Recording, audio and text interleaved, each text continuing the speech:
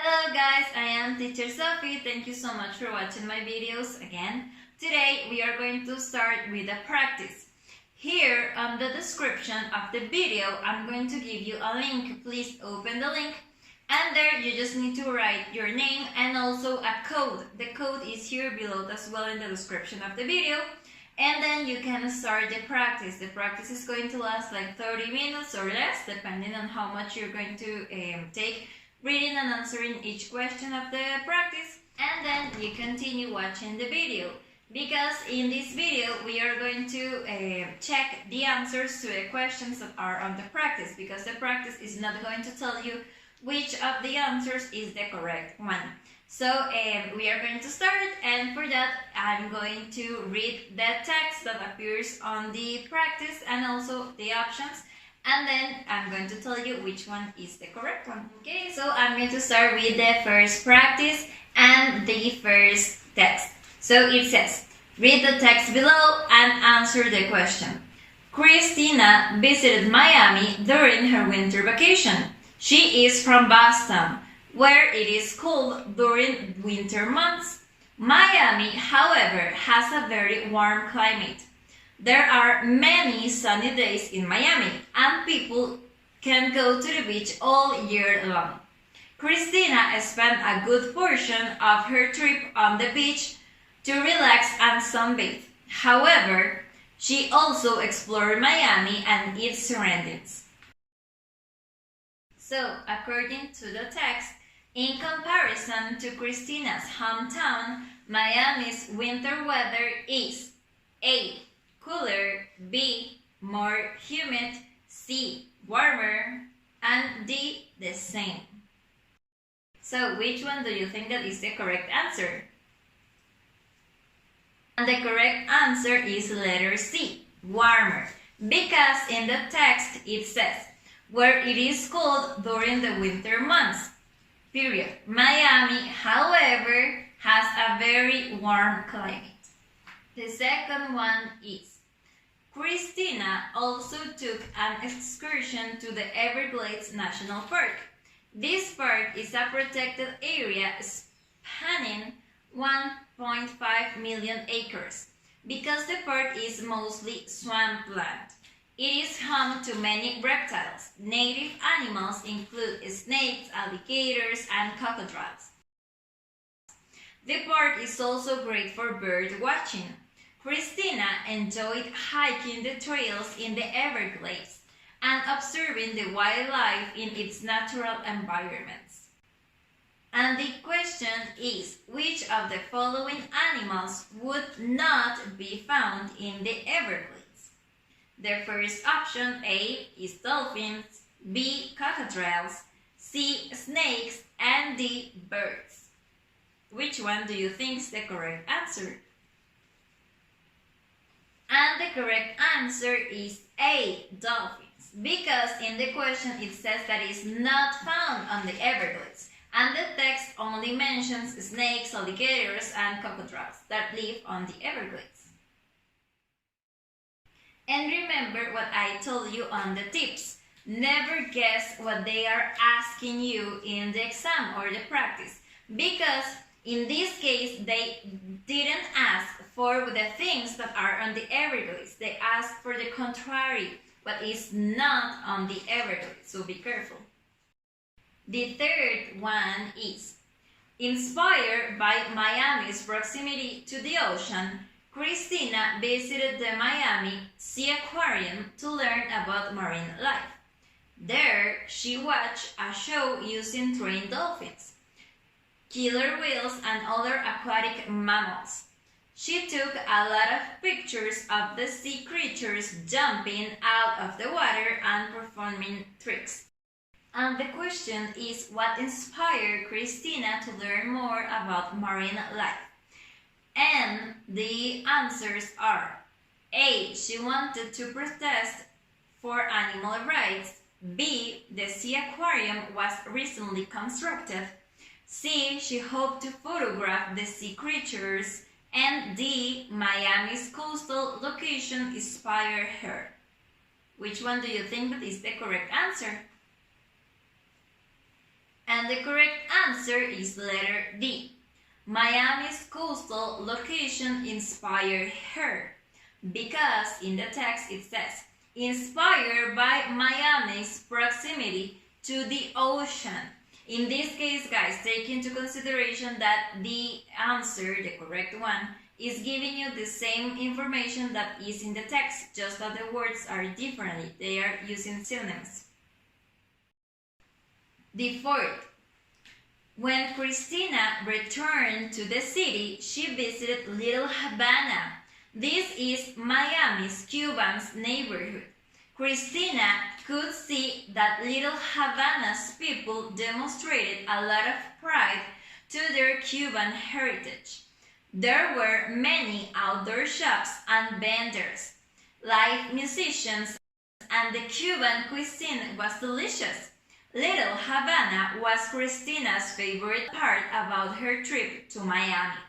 This neighborhood made Christina feel like she had traveled to Cuba without ever having to leave the United States. And the question is, Little Havana's identity is based on what particular culture? A. Mexican culture, B. Dominican culture, C. American culture, or B. Cuban culture. And the correct answer is D. Cuban culture, because in the text it says that Little Havana is Miami's Cuban neighborhood. Fifth. Kate recently came from a trip to Chicago, Illinois.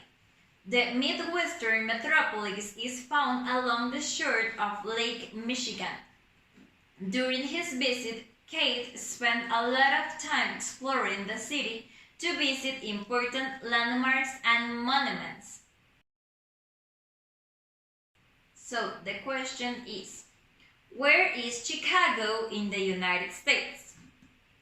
And the options are A. The South, B. Lake Michigan, C. The West Coast, or D. The Midwestern.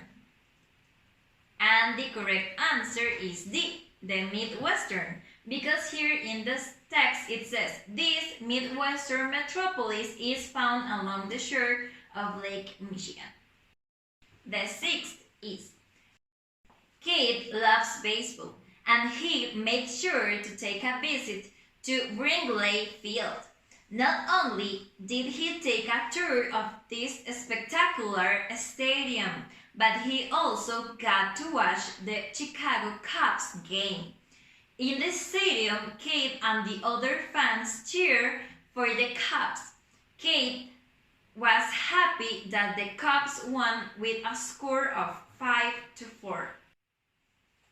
And the question is, what sport does the Chicago Cubs play? A. Baseball, B. Soccer, C. Football, or D. Rugby? And the correct answer is letter A. Baseball, because here in the text it says Kate loves baseball and he made sure to take a visit to Wrigley Field, and that's where he saw the stadium and the Cubs.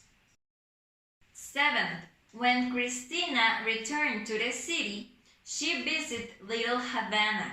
This is Miami's Cuban neighborhood. Christina could see that Little Havana's people demonstrated a lot of pride for their cultural heritage. There were many outdoor shops and vendors, live musicians, and the Cuban cuisine was delicious. Little Havana was Christina's favorite part about her trip to Miami. This neighborhood made Christina feel like she had traveled to Cuba without even having to leave the United States. And the question in this text is, what was Christina's favorite part about her trip to Miami? The option is A. Sunbathing on the beach, B. Touring Little Havana, C. Visiting to Miami Sea Aquarium, or D. Hiking the trails of the Everglades. And the correct answer is letter B. Touring Little Havana, because here in the text it says That was Christina's favorite part about traveling to Miami. The 8. Chicago has many historic places to visit. Kate found the Chicago Water Tower impressive, and it is one of the few remaining landmarks to have survived the Great Chicago Fire of 1871. Kate also took a walk through Jackson Park, a great outdoor space that hosted the World's Fair of 1892.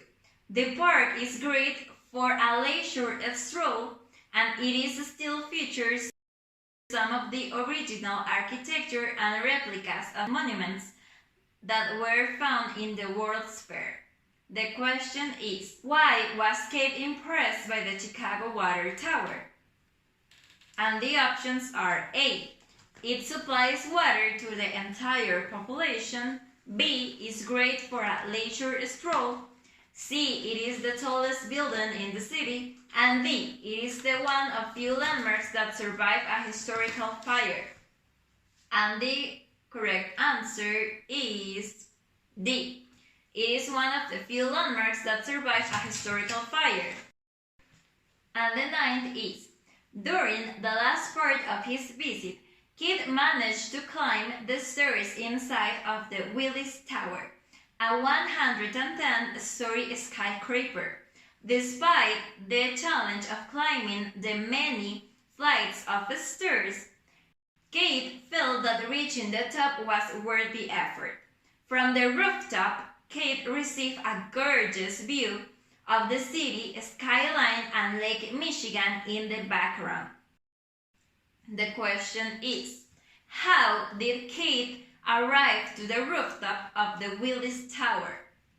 And the options are A. He climbed the building's exterior. B. He took an outdoor elevator.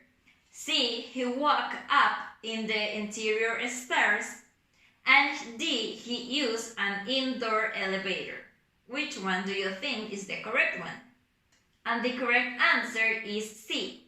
He walked up the interior stairs. 11th. Produce, or the term used to describe fresh fruits and vegetables, is commonly purchased by grocery stores shoppers.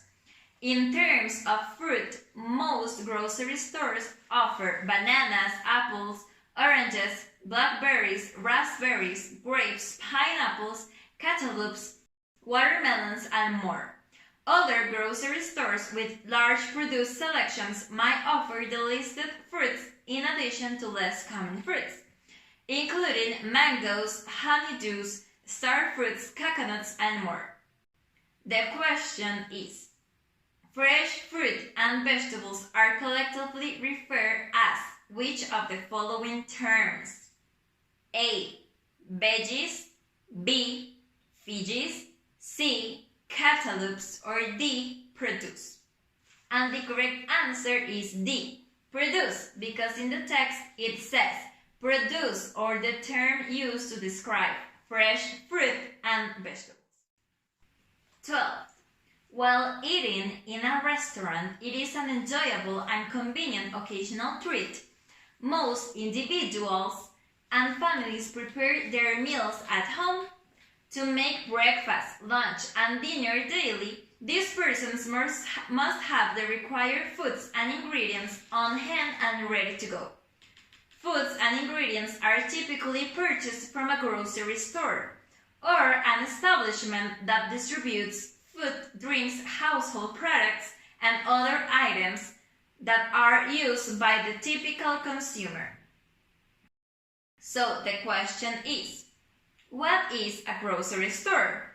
And the options are A. A place to sell and trade goods.